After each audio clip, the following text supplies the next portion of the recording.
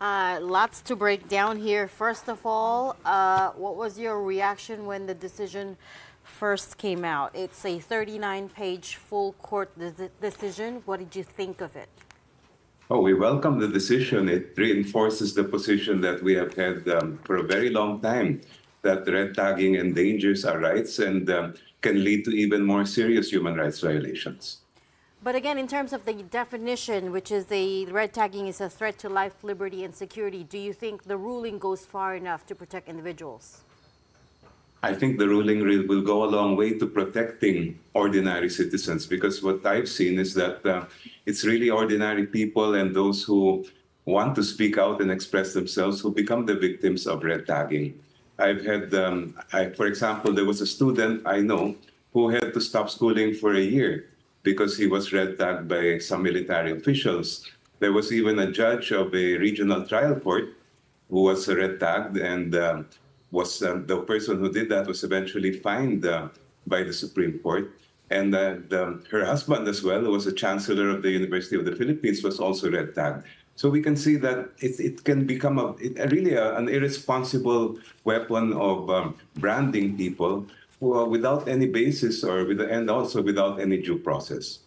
And then also, just to get the definitions out of the way, the Supreme Court also granted the writ of amparo. What is a writ of amparo for those of us who are not lawyers?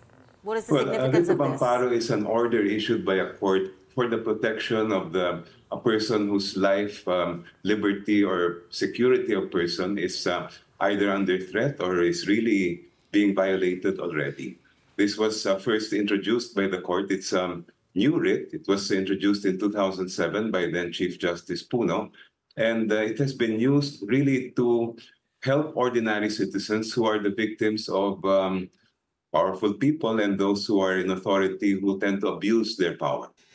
Right. Of course, this particular reply or decision from the Supreme Court stemmed from a Siegfried De Duro, who was head of a Visayas chapter of Bayan Muna. But to your knowledge, since you do give a lot of free legal advice, Attorney, do you know or do you help out a lot of people who have been victims of red tagging? Yes, actually, I myself have been the victim of red tagging. The organization which I chair, the Free Legal Assistance Group, has been the victim of red tagging. Aside from those I mentioned earlier, other students, many people from different sectors of our society have also been red tagged, including lawyers and human rights defenders, teachers, workers, many of them are just ordinary people going about their lives and fighting for advocacies. And that's really one of the dangers of red tagging, because it makes people think twice before they speak and before they do what they believe is right. And it really chills our freedoms of expression and assembly.